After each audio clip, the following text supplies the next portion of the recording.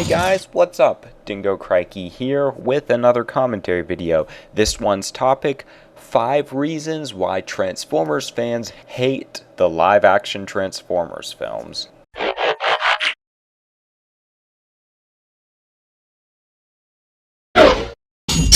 This wasn't necessarily a requested topic by any user in particular, but from people bashing the Transformers movies to trying to defend them to people who are just asking why do people hate Michael Bay and his films so much, I figured this would be a really good topic to do since there's so much discussion about it. Obviously, this video isn't going to cover every viewpoint for everyone who hates the Transformers films or dislikes them on a certain level, especially after Age of Extinction. I can say I don't hate the Transformers films, but I do have a lot of problems with them, and this list I compiled contains some reasons that are more personal to me, and some that are a lot more general. So I'm hoping this video can prove that at least not everyone who is a Transformers fan, but isn't necessarily crazy about the Transformers movies, isn't just someone who only likes G1, hates anything that isn't G1, and really hates on the movies because Optimus Prime doesn't have enough red. Just wanted to get that out of the way. Anyways, let's start the list. Reason number 1 is probably one of the most discussed, and that is of course the human focus in the Transformers films. This is something we've had to deal with since number 1, and we're still dealing with in Age of Extinction. I don't think I really need to recap it. We obviously have a ton of focus on the human characters and a large amount of human characters in each Transformers film. And for anyone who is a fan of Transformers in general, this is not what we expect from Transformers. Go back and watch some of the cartoons. They generally aren't focused on the human characters. There are some, like Armada, in its first 13 episodes, the human characters do get more focused than the Transformers, but after that, it's pretty much Transformers based. Same with a lot of the other shows. You do have human characters there, but it's about the Transformers. The movies totally flip that on its head, where the Transformers are there, but you have the human stories being the main thing that you're supposed to care about. And I could understand some of that because, especially in the 2007 film, there's only so much they can do with CGI, so obviously the Transformers screen time is going to be taken down. So we are going to have some human characters in there. That isn't necessarily bad. The big problem is that the human characters are so bad in these films. Granted, they are improved in Age of Extinction, but still, they can become a pain in the neck at points. They have these storylines that have nothing to do with the overall Transformers storyline, the Autobots and Decepticon war. We're worrying about like Sam Witwicky going to college or, trying to find a job. No one really cares about that. Even if he's going to have time, could they at least give him time that is relevant to the Transformers story or give him more time doing that kind of stuff? They do fix some of these problems in Age of Extinction, but still, we have to deal with like Cade and his daughter's boyfriend and that whole triangle. It just gets really annoying. Transformers fans, at least ones like me, don't like seeing that in there. I think they could remedy this by focusing on Transformers characters, even if the effects aren't that great, even if they have to be downgraded a little bit. Give us more Transformers character focus, and for the time we are going to have with the humans, give us human characters who are fitting with the Transformers world and story, and luckily, Cade feels like he could fit into that slot pretty well, so we'll have to see what they do in Transformers 5. Number 2, another obvious reason, one that has been stated before the movies even hit theaters, and that is the Transformers characters' designs. From the faces to the transformations to the overall aesthetics of these characters, they're pretty different from what we expect in traditional Transformers, especially if you only like G1 and paid no attention to the design evolution in some of the other series. I mean, if you were to look at something like Beast Machines, it's actually a lot more alien to traditional Transformers designs than even the movies' designs are. I mean, you could just take a look at them and they look a lot different, but even on a conceptual level, the Maximals are techno-organic. So suddenly the movies don't seem as strange to traditional Transformers. Still, they definitely are pretty different. I can't speak for everyone else's problems with the movie designs, but personally I have some problems with how alien they look, but even more so how PC they are. I just don't really like in the movies how they just like tear apart each other like monsters or something, and there's like pieces flying out every time they're punched or something. It kind of gives the feeling that they're big heaps of trash, and the designs don't really help.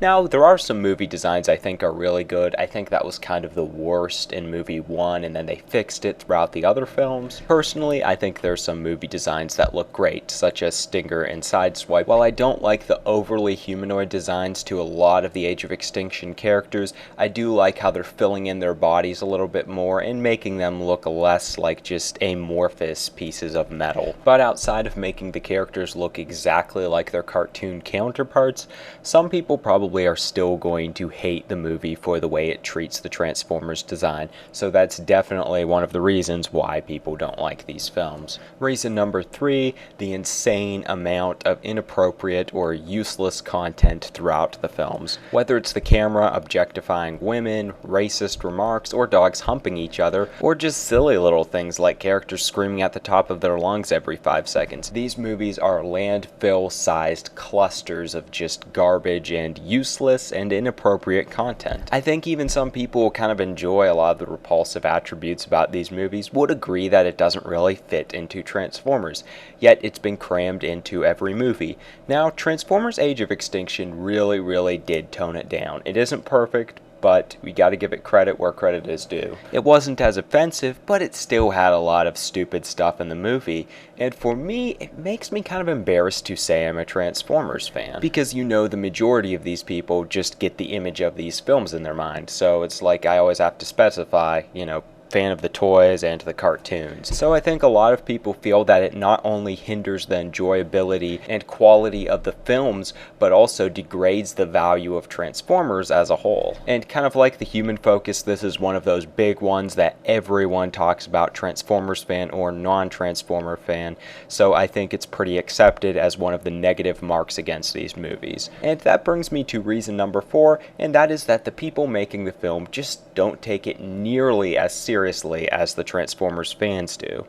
They kind of treat it like it's a silly kids cartoon about robots, so they can only take things so far and can't make it too serious because that would be corny, and they can't really do that with Transformers. That seems to be the mindset behind the films. So even when it is serious, it kind of feels like a toy commercial still. And what we get is something that feels a lot like a cash grab between the product placement, characters who are replaced just for new ones, production mistakes, and plot holes. And like I said, there are quote-unquote serious scenes in the films, but it doesn't feel as though the creators, the people behind the films, really care about them, because they're just willing to throw characters and plot points out the window whenever they feel it's convenient, because they seem to kind of snark at the idea of taking something like Transformers too seriously. But if there's anything that films like The Avengers have taught us, it's that you can take an incredibly insane idea of all these superheroes coming together, still being comic book accurate, keeping a lot of those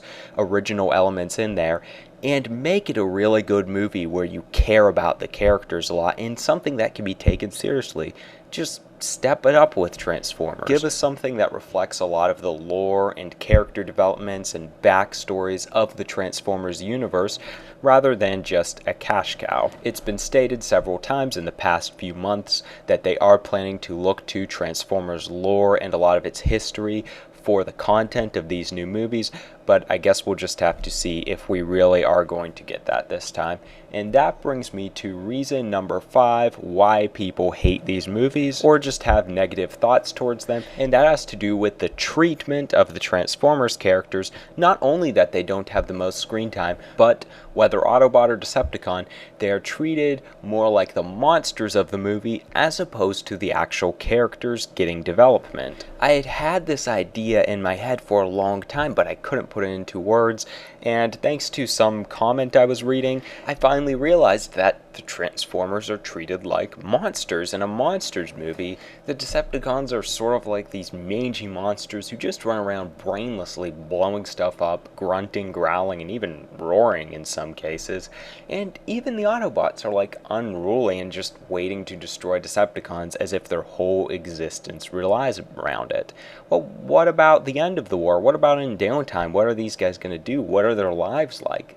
We can't even imagine this stuff happening because in these movies they're just basically war machines. I mean, even the way they're filmed and the scenes they're given gives this kind of feel.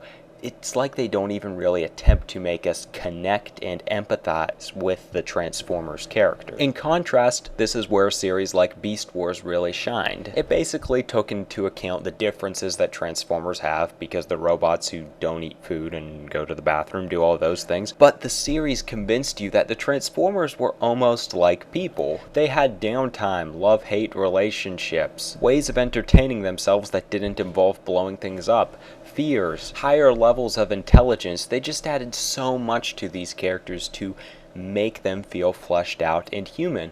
Even when the movies do give characters time, which you gotta give Age of Extinction credit for in the case of characters like Hound, you don't get that same sense of closeness that you get in a series like Beast Wars, or Transformers Prime kind of brings that home. Even Robots in Disguise, the new cartoon that a lot of people hate, does character interactions better than the movies. It basically consists of Autobots sitting around like, when are we gonna get to pound a Decepticon? Or testing their blasters, fighting with each other, or insulting humans in some way. They don't really feel relatable in many ways. So in my case, it's not that I hate the movie characters just because they're different and I don't hate them.